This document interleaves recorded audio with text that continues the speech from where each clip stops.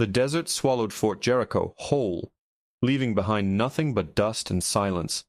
But the silence lied, because some soldiers never stop marching, even after they're dead. The GPS gave up 20 miles back, its synthesized voice falling silent, as if it, too, respected the dead. The last sign for Fort Jericho was a sun-bleached skeleton of wood and peeling paint, riddled with what looked like buckshot. I almost missed it. The road that followed wasn't much of a road anymore. It was more like a suggestion, a faint memory of asphalt being slowly reclaimed by the unforgiving Nevada desert. My truck's suspension groaned with every crack and pothole, a weary complaint in the vast oppressive silence. They decommissioned the place 5 years ago, a fact I knew both from the news and from the hollow ache it left in my chest at the time. Budget cuts, they said. Consolidation. Words that meant nothing to the grunts like me who had sweat, bled, and forged ourselves in its crucible. For me, Fort Jericho wasn't just a grid reference on a map. It was the place where the boy I was died, and the man I became was born. Or at least the man I was supposed to be. Civilian life hadn't been the homecoming I'd imagined. The structure was gone. The camaraderie was gone. The purpose, that simple, straightforward objective of watching your brother's back while he watched yours, had evaporated into a fog of 9-to-5 jobs, awkward small talk, and a profound sense of being adrift. So I came back. I told myself it was for closure, a pilgrimage to say a final goodbye. But deep down, I think I was just looking for a ghost of myself. The main gate was still there, a monument of rusted iron and chain-link fence. A heavy chain was looped through the bars, secured by a padlock that looked like it had been through a war of its own. It was a deterrent, not a defense. A few minutes with the bolt cutters from my truck's toolkit, and the chain fell away, with a weary clatter that sounded deafeningly loud in the dead air. I pushed the gate open. It screamed in protest, a long metallic shriek that echoed across the empty space beyond. I drove through, my heart hammering against my ribs with a strange mix of trespass and homecoming. The first thing that hit me was the parade ground. I remembered it as a sea of pristine, razor-sharp asphalt, a black mirror where we'd stood in formation under the brutal sun, our shadows stark and uniform. Now it was a fractured wasteland. Weeds, tough as wire, erupted from a web of cracks. A fine layer of sand had drifted over everything, softening the edges, burying the painted lines that had once dictated our every move. The flagpole stood in the center, tall and proud, but naked. The rope had long since rotted away, and a film of rust coated its entire length, weeping orange tears down its base. I got out of the truck, and the heat hit me like a physical blow. The silence was next. It wasn't just quiet. It was a void. No distant hum of generators, no bark of a drill sergeant, no rhythmic thud of boots on the pavement. Only the whisper of the hot wind as it scuttled across the empty space, carrying the scent of dust and decay. I walked towards the buildings, my boots crunching on the loose gravel, each step an intrusion. The mess hall was first. I peered through a grimy window, my hands cupped around my eyes. The tables were gone, but I could still see the ghosts of them in the scuff marks on the floor. I could almost smell the lukewarm coffee and hear the boisterous laughter of my unit, the easy insults and the tall tales. I saw Jake, a kid from Iowa with a smile that could disarm a bomb, trying to balance a salt shaker on his nose. He never came home from our second tour. The memory was so vivid it hurt. I moved on, past the motor pool, where skeletal husks of transport trucks sat on flattened tires, their windshields shattered like compound eyes. I passed the obstacle course, the Weaver, and the tough one, its ropes frayed and its wooden walls warped and split. I remembered the feeling of my muscles screaming, the taste of copper in my mouth as Drill Sergeant Reyes hollered that pain was just weakness leaving the body. He seemed 10 feet tall then. Now, his domain was just a splintered playground for scorpions and lizards. Everywhere I looked, it was a place of ghosts, a city abandoned in a hurry. A half-full can of spray paint lay on its side near a barracks wall, the faded beginnings of some profane graffiti still visible. It felt wrong. Not just abandoned, but frozen, like a photograph of the moment right after everyone vanished. Finally, I reached my destination, Barracks C, 2nd Platoon, my home for 2 years. The door was ajar, hanging crookedly on one hinge. I pushed it open and stepped inside, into the gloom and the stale, hot air. The long central corridor stretched out before me, flanked by the open bays. Sunlight streamed through the dirty windows in dusty shafts, illuminating a universe of dancing dust motes. The bunks were still there, stripped of their mattresses, their metal frames arranged in perfect, silent rows. Sentinels guarding nothing. My bunk had been the third one on the left, top rack. I walked over to it, the sound of my footsteps echoing unnaturally in the cavernous space. I ran my hand over the cold metal rail, tracing the initials I'd scratched into the paint with the tip of a bayonet one boring Sunday. A.T. Alex Thompson. I was here. Proof. I sat down on the edge of the lower frame, my legs suddenly weak. This was it. This was the place. The smell of sweat, boot polish, and cheap cleaning supplies was gone, replaced by the dry, sterile scent of dust and time. The ghosts here were stronger. I could feel them pressing in.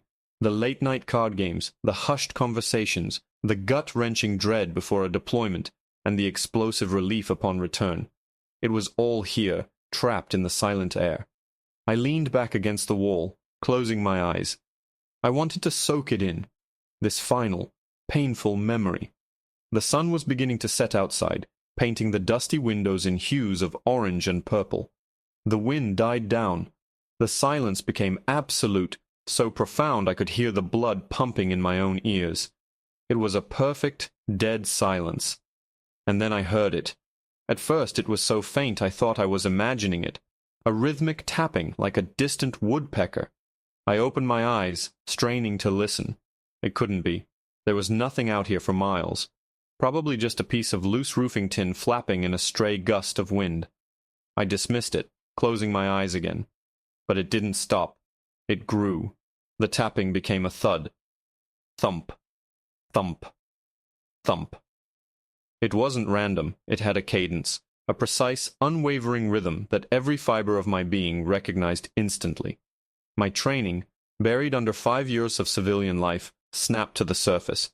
It was the sound of boots, military-issue boots striking pavement in perfect, synchronized time.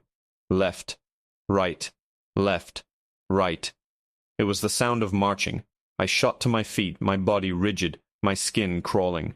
I crept to the nearest window and peered out at the parade ground, expecting— I don't know what I was expecting. A lost patrol? Squatters playing a sick joke? But there was nothing. The parade ground was as empty and desolate as it had been minutes before, bathed in the dying light of the sunset. The sound was louder now, clearer. A whole platoon by the sound of it. The crisp, unified impact of dozens of boots hitting the ground at once. Crunch, crunch, crunch. The sound echoed off the empty buildings, seeming to come from everywhere at once. I scanned the entire visible area of the base, my heart a cold, frantic drum against my ribs. There was no one there, not a soul. My blood ran cold. The marching wasn't coming from the parade ground outside. It was coming from inside the barracks, and it was getting closer. My training screamed at me, take cover, identify the threat, neutralize. But my legs were lead, rooted to the spot by a cold dread that civilian life had never prepared me for. My mind raced, trying to find a logical explanation. A recording? Some elaborate prank by local kids? But the sound had weight. It had presence. I could almost feel the vibration through the concrete floor, the percussive impact of heels striking down in unison. It wasn't a recording. It was happening right here, right now. Crunch, crunch, crunch. It was coming down the central corridor from the far end of the barracks, heading directly for the bay where I stood. I finally broke my paralysis, my body moving on pure instinct. I dove back from the window, flattening myself into the shadows of the empty bunk frames. My breathing was ragged, loud in my own ears. I forced it down, taking slow, deliberate breaths, just like we were taught before breaching a door.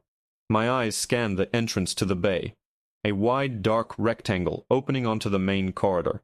Any second now, a column of what would march past. The sound swelled, becoming an all-consuming thunder that vibrated in my teeth and rattled my bones. Crunch, crunch, crunch. It was right outside the bay. The sheer volume was impossible.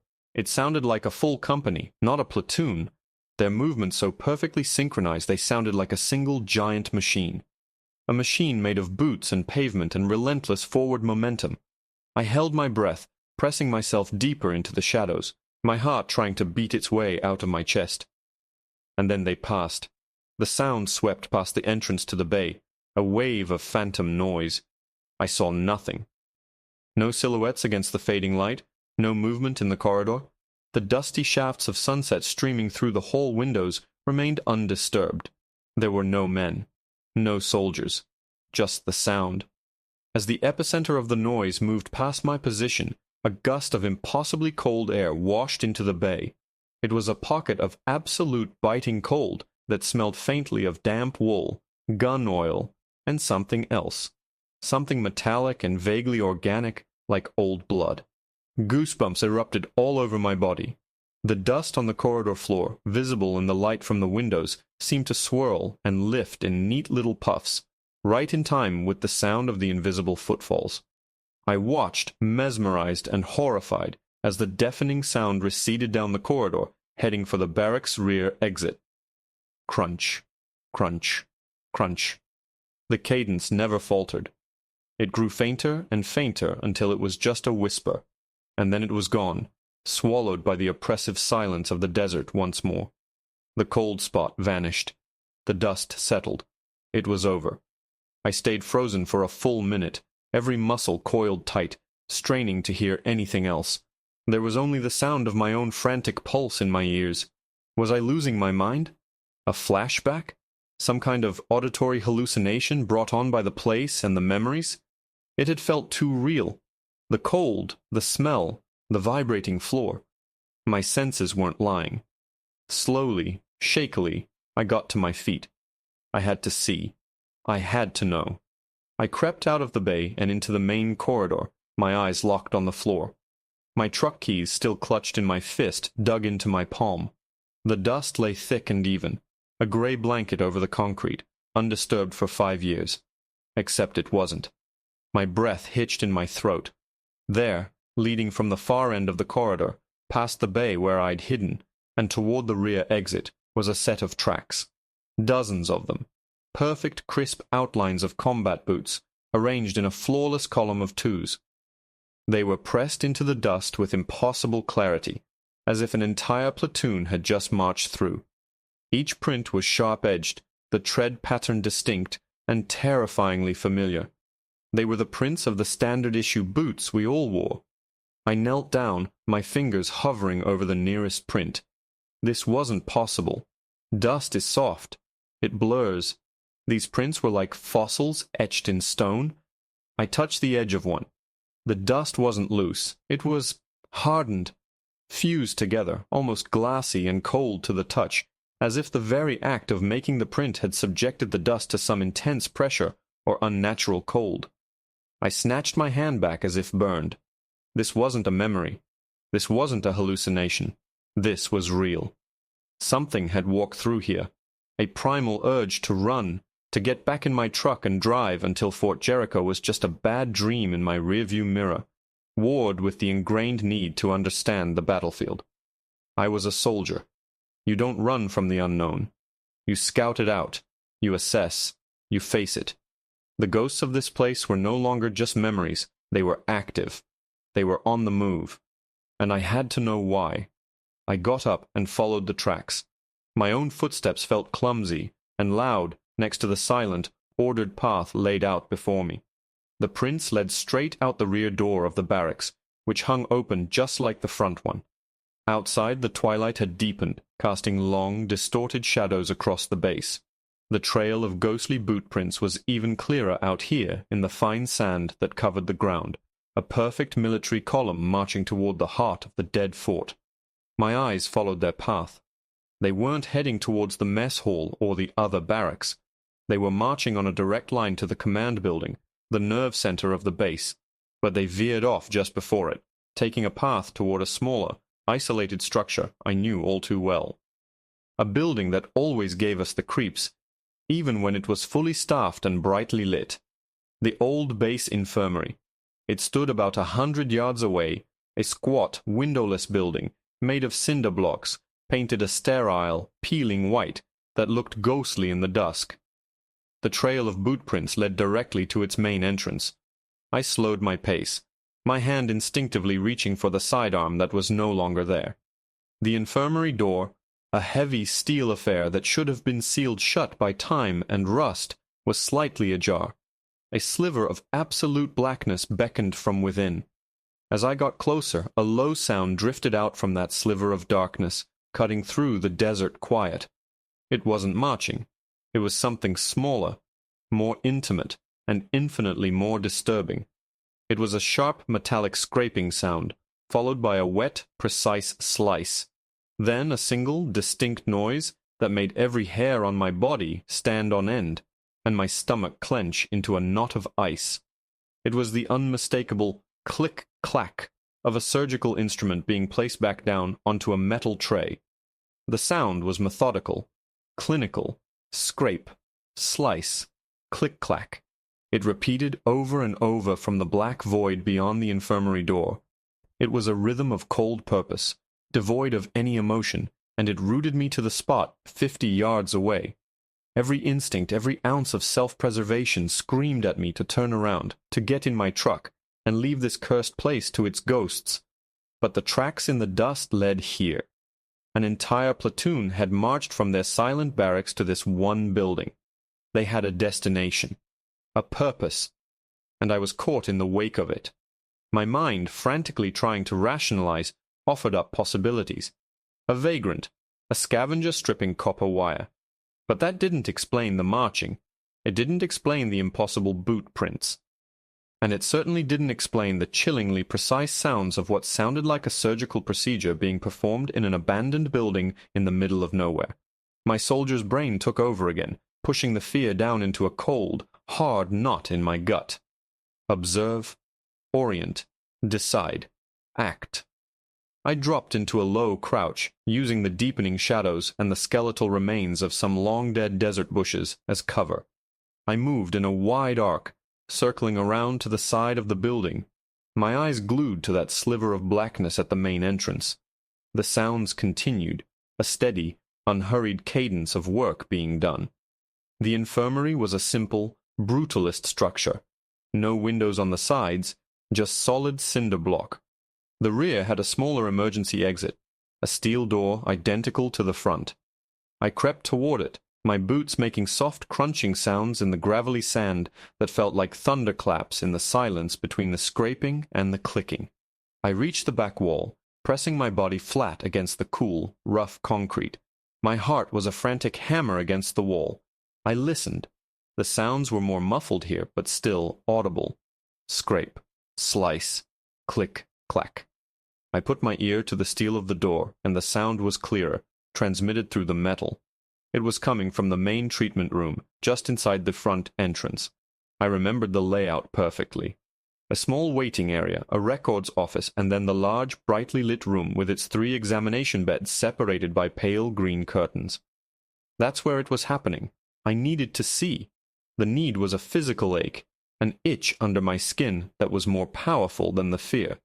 I eased myself away from the wall and crept back around to the front of the building, my path now hugging the foundation. I moved with a practiced slowness I hadn't used in 5 years, placing each foot deliberately, testing the ground before putting my weight down. When I reached the front corner, I took a deep breath, held it, and peered around the edge. The main door was still ajar, that dark vertical line cutting through the dusk. From this angle I could see a thin slice of the interior. The waiting room. A few overturned chairs, papers scattered across the floor like dead leaves. And beyond that, through the open doorway to the main treatment room, a faint, flickering light. It wasn't the steady glow of a flashlight or a lantern. It was a pale, sickly green luminescence, pulsing with a slow, rhythmic beat, like a diseased heart. The sounds were sharper now. The scrape sounded like metal on bone.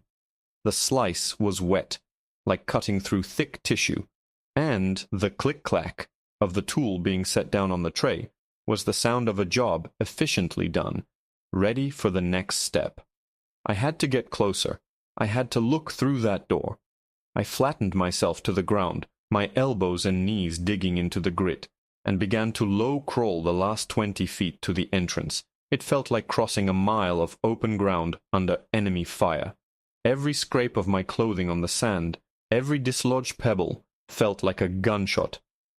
The unholy light from within pulsed steadily, casting long dancing shadows out of the doorway. The air grew colder, carrying the same scent from the barracks gun oil, damp wool, and old blood. But now it was thick, cloying, and fresh. I reached the doorway, my body trembling with a mixture of terror and adrenaline. I was right beneath the opening. I could feel the cold pouring out of it, washing over me. I slowly, carefully raised my head, inch by agonizing inch, until my eye was level with the bottom of the opening. The scene inside was a nightmare rendered in shades of decay and phosphor green. The pulsing light was coming from an old overhead surgical lamp, the kind with the big circular reflectors, but its glow was all wrong. It was a dead, swampy green, and it seemed to throb in time with a low hum that I could now hear, a sound that vibrated deep in my chest. Beneath the lamp standing beside the central examination bed was a figure. It was tall and gaunt, clad in the tattered remnants of an old army surgeon's uniform. Its back was to me. I couldn't see its face, but I could see its hands. They were covered in elbow-length black rubber gloves, glistening wetly in the green light. In one hand it held a scalpel, in the other a pair of forceps. It was leaning over the bed, its shoulders hunched in intense concentration. On the bed lay a soldier, or what was left of one. He was dressed in a full combat uniform from my era, desert camo, caked in sand and what looked like dried blood. But his flesh was wrong. It was grey and translucent, like waxed paper stretched over bone. And through the skin I could see his insides were not made of organs, but of tightly packed, desiccated sand and dirt. His chest cavity was open, a neat rectangular incision cut into it. The surgeon was working inside the cavity, its gloved hands moving with terrifying precision. With the forceps it carefully extracted a small, shriveled, blackened object that looked like a piece of shrapnel. It dropped the fragment onto a nearby metal tray with a sharp clink. Then it reached into the open chest again. This time it pulled out a handful of the dirt and sand from within the soldier's body. The surgeon turned slightly, and I saw its profile. The skin of its face was pulled tight against the skull, its eyes hidden in deep black sockets. It opened its mouth, and a stream of the same sand and dirt that it had just pulled from the soldier's chest poured out, cascading down the front of its uniform and onto the floor. It was emptying itself, making room. Then, with a slow, deliberate motion, it took the fresh handful of earth it had just excavated and began to pack it into its own gaping mouth, its jaws working silently. I stifled a gag, my mind reeling, unable to process what I was seeing. This wasn't a ghost. This wasn't a memory. This was an abomination. A tireless, unholy medic tending to a platoon of soldiers made of desert earth, cleaning their wounds of the metal that had killed them. And then... what? Taking the earth into itself? Becoming one with them? The surgeon finished its task and turned back to the soldier on the bed.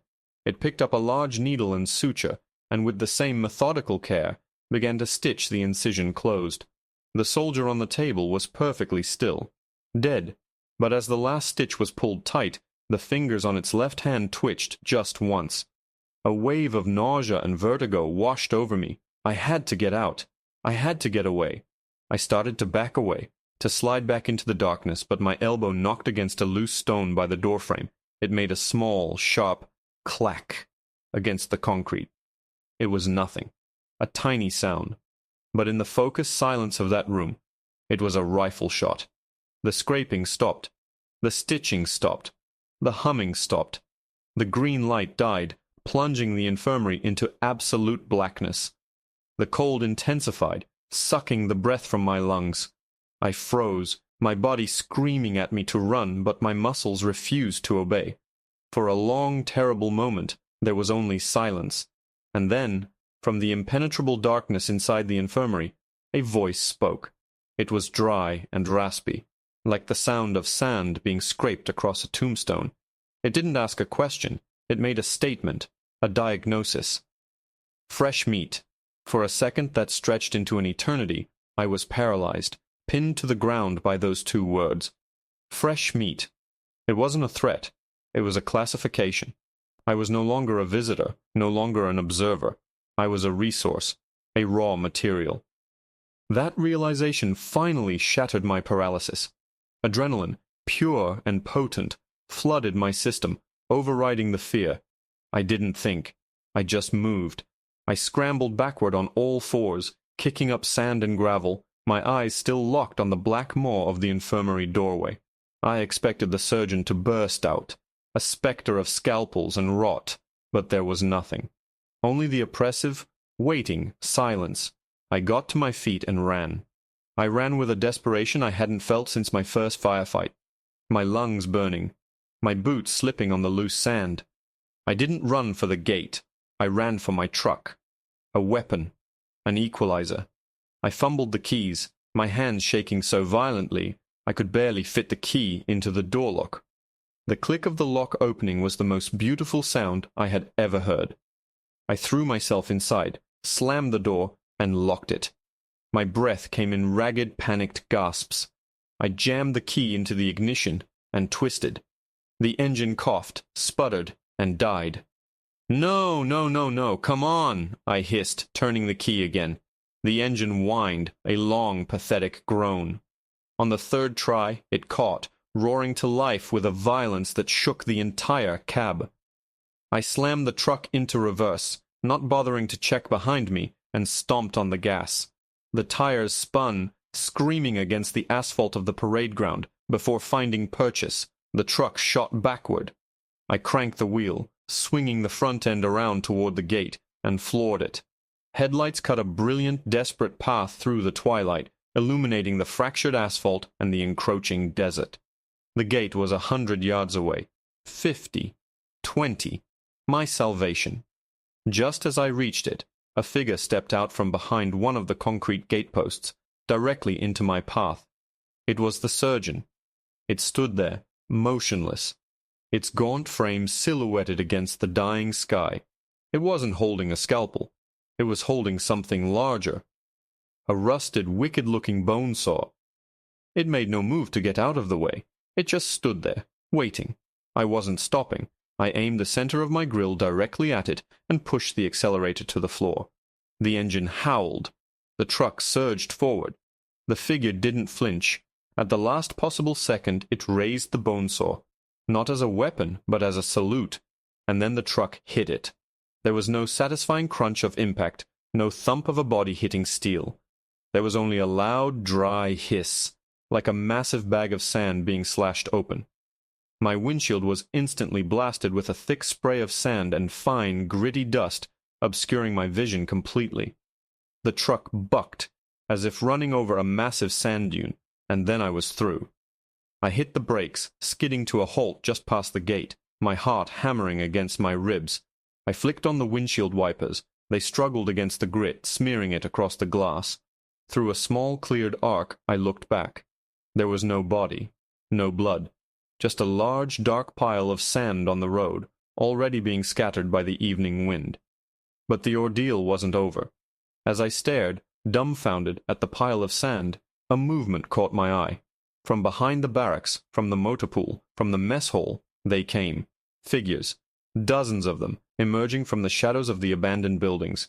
They were all dressed in the same desert camo as the soldier on the infirmary bed. They walked with a stiff, unnatural gait, their bodies held rigidly upright. The platoon, the soldiers made of dirt and memory. They weren't marching now. They were shambling, converging on the parade ground, forming silent, orderly ranks facing my truck. The boot prints in the dust they were assembling. My mind was finally connecting the dots. The marching, the infirmary, the surgeon. It wasn't malice. It was duty. A grotesque, unending duty. The surgeon wasn't a monster hunting for victims. It was a medic, a corpsman, forever bound to its post. It was tending to its fallen soldiers, cleaning their phantom wounds, patching them up with the very earth of the place where they had trained, and perhaps where they had died in spirit long before their bodies fell overseas. They were trapped in a loop, an echo of their service, a ritual of maintenance for soldiers who were no longer men, but effigies of dust. And when the surgeon had said, "fresh meat," it wasn't about hunger. It was about seeing new, living flesh in a place where everything else was dead and decaying. I was an anomaly, an ingredient. Perhaps it wanted to patch me up too, or perhaps it saw me as a source of new material to mend its crumbling charges. They just stood there, a silent, earthen army, watching me. Their faces were indistinct in the gloom, blank slates of packed sand. There was no menace in their posture, only a profound, eternal stillness. They weren't a threat to me anymore. They were a tragedy, a memorial that refused to die. I looked from the sand soldiers to the empty infirmary, then back to the pile of dust that had been the surgeon. I had come here looking for a ghost of myself, for closure, and I found it, in the most horrifying way imaginable. I saw what happens when a soldier's purpose is all that's left. When the man is gone, and only the duty remains. It becomes a ghost, an echo, marching on the spot forever. That could have been me. In a way, it was me, adrift in the civilian world, still marching to a cadence no one else could hear. Slowly, I put the truck in drive. I didn't speed away. I drove slowly, respectfully, past the gate and onto the crumbling road that led back to the world of the living. I watched the silent platoon in my rearview mirror until they were just small, dark shapes swallowed by the vastness of the desert night. They didn't move. They just stood their ground on their parade field, ready for an inspection that would never come. I never told anyone what I saw at Fort Jericho. Who would believe me? They'd say it was PTSD, a hallucination brought on by grief and solitude. Maybe they'd be right, but I know what I saw. I know what I felt. I left a part of myself back at that base, the part that was still a soldier, still looking for a war to fight. The ghosts of Fort Jericho, in their own terrifying way, had given me the closure I was looking for. They showed me the dead end of a path I was dangerously close to walking. I don't feel adrift anymore. I found a new purpose. It's not as clear-cut as taking a hill or watching my brother's six, but it's real, it's quiet, it's life.